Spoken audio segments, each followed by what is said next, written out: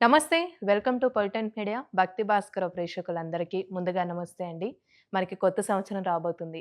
మరి కొత్త సంవత్సరంలో 12 రాశుల వారికి ఏ విధంగా ఉంటుంది? ఎలాంటి పరిహారం చేసుకోవాలి?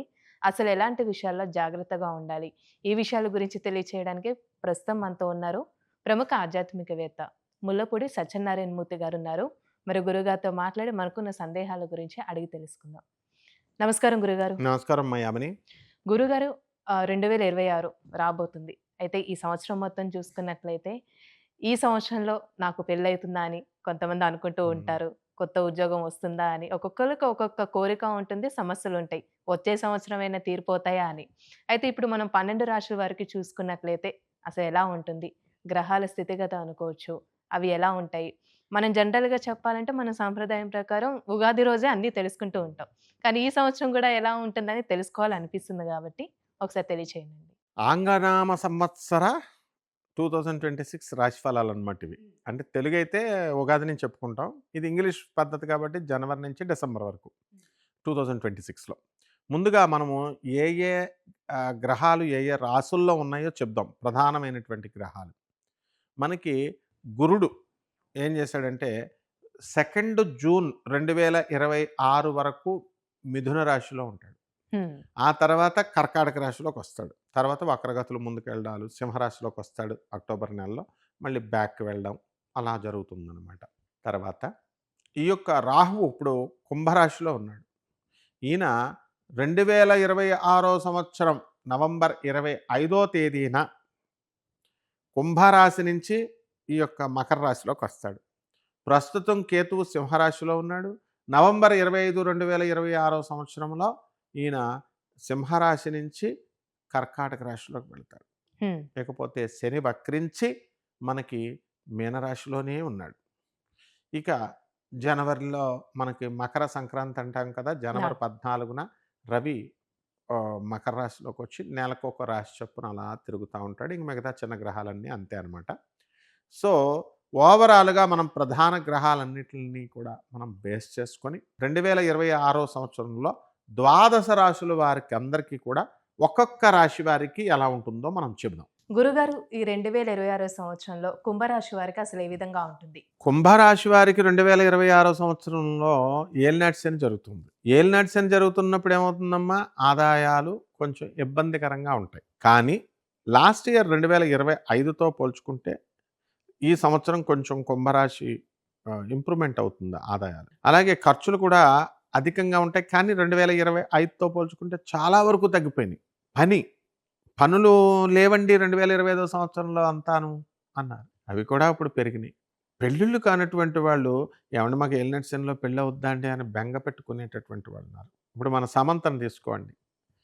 కుంభరాశే, ఏలినాటి శనే పెళ్ళిళ్ళయిపోయినాయి. ఆ విధంగా ఈ కుంభరాశి వారికి అందరికీ కూడా ఎవరైతే పెళ్ళిళ్ళ కోసం ప్రయత్నిస్తున్నారో అటువంటి వాళ్ళందరికీ కూడా పెళ్ళిళ్ళయిపోతాయి. అలాగే వ్యాపారాలు, అన్ని రకాల వ్యాపారాలు కలిసొస్తాయి. అసలు జూను 2, 2026 సంవత్సరం వరకు కూడా వీళ్ళకి సంతానం కలుగుతుంది.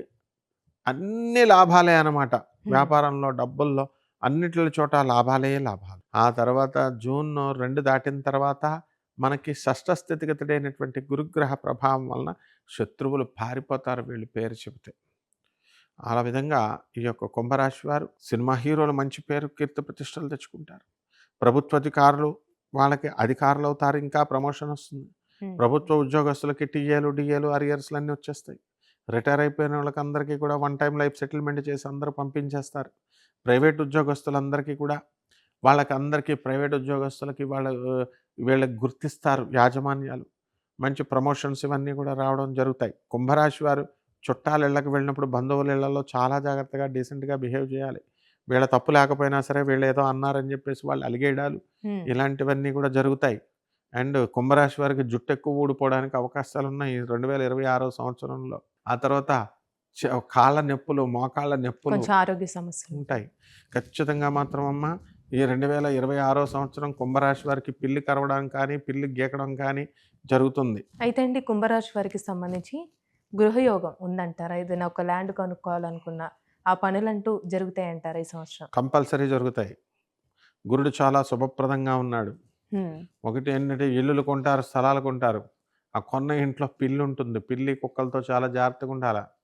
ఎందువలనంటే ఒక ఇంజెక్షన్ వేయడానికి ఇదిగో ఒక్క రోజు లేట్ చేసినందుకు ఎడమ చేతికి 2, కుడి చేతికి 2, కుడి కాలుకి 2, ఎడమ కాలుకి 2 8 ఇంజెక్షన్‌లు చేసుకోవాలి. హ్మ్. కేవలం ఒక్కసారి గీకినందుకు. అలా 5, 6 ఇంజెక్షన్‌లు కంపల్సరీ కుంభరాశి వారికి పడతాయి. ఇలా కనుక జరగకపోతే ఆపరేషన్ పడడానికి అవకాశాలున్నాయి. కాబట్టి ఎట్టి పరిస్థితుల్లో ఈ కుంభరాశి వారికి కొంచెం జాగ్రత్తగా ఉండాల్సినటువంటి అవసరం ఉంది. బార్ అండ్ రెస్టారెంట్ వ్యాపారాలు, హోటల్ వ్యాపారాలు, హోటల్‌లో తిండుంది గదా! దొరుకుతుంది గదా! అని తినేయకూడదు. డైటింగ్ జేయాలి వీళ్ళు. హ్మ్. ఎక్సర్‌సైజెస్ ఇవన్నీ కూడా చేసుకోవాలా. షుగర్ రావడానికి అవకాశాలున్నాయి. సో, ఇది ఏలినాటి శని కాబట్టి ఆహ్, ఇబ్బందులు. అండ్ ఒక స్త్రీ వలన అవమానం జరుగుతూ ఉంటుంది. అంటే బంధువుల్లోనే ఇప్పుడు స్త్రీలుంటారు.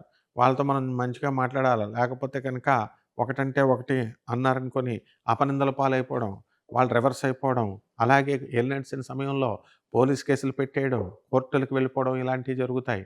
ఇల్లులు అమ్మేసుకున్నామండి, స్థలాలు అమ్మేసుకున్నామండి అని అనుకునేటటువంటి వాళ్ళు ఏది బాధపడాల్సినటువంటి అవసరం లేదు. మళ్ళీ వీళ్ళు కొంటారు. విద్యార్థులు అది చదవలేదండి ఎంతకాలం అని బాధపడాల్సినటువంటి అవసరం లేదు. ఇప్పటి నుంచి చదువుకోవచ్చు బ్రహ్మాండంగా. ఏలినాటి శని కుంభరాశి వాళ్ళ లవ్‌లన్నీ కూడా ఫెయిల్ అయిపోవడానికి అవకాశాలున్నాయి.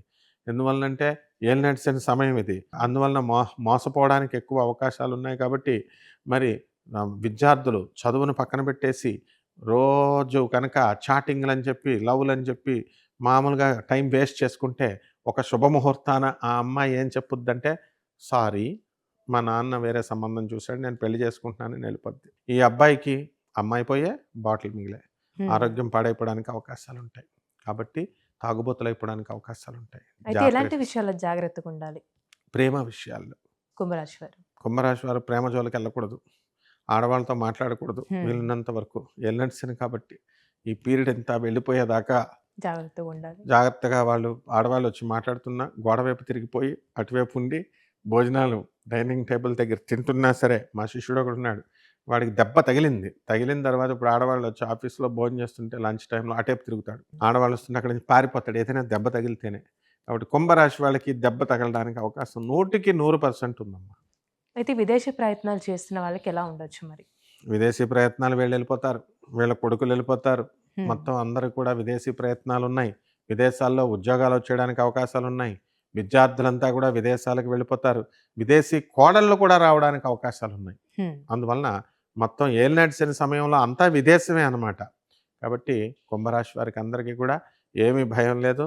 వాళ్ళు చేసేటటువంటి పని మీద దృష్టి పెట్టాలి. ప్రేమ వ్యవహారాల్లో జాగ్రత్తగా ఉండాలి. సంపాదన మీద దృష్టి పెట్టాలి. అండ్ సాధువులకి, పేదవారికి, సా వికలాంగులకి, అనాథలకి దాన ధర్మాలు చేసుకోవాలి. కేవలం పరిహారంగా. పరిహారం ఒక లైఫ్‌లో ఒక పార్ట్ అది. హ్మ్. మొత్తం 2026 సంవత్సరం అంతా ఏదో జన్మలో ఒకసారి చేశానన్నట్టు ఒకసారి కాదు. ప్రతి నెల ఇంచుమించుగా చేసుకుంటూ ఉంటే ఏలినాటి శని దోషం తగ్గుద్ది. ఇక పరిహారాలు ఏం చేసుకోవాలా? ఏలినాటి శని అంటే శనీశ్వరుడు.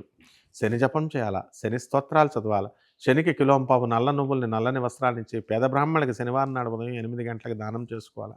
హ్మ్. దశమహావిద్యల్లో ఒకటైనటువంటి తారా అమ్మవారి యొక్క హోమాన్ని చేసుకోవడం, మంత్రజపాన్ని, అనుష్ఠానాన్ని ఇంట్లో చేసుకోవడం.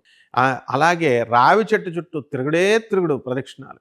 108 ప్రదక్షిణాలు ప్రతిరోజు చేశామనుకోండి, ఇంక ఆఫీస్‌కెళ్ళడానికి ఉద్యోగం పీకేస్తారు. హ్మ్. శనీశ్వరుడు బ్లెస్సింగ్ తర్వాత శనివారం నాడు కంపల్సరీ 108 సార్లు తిరగాలి.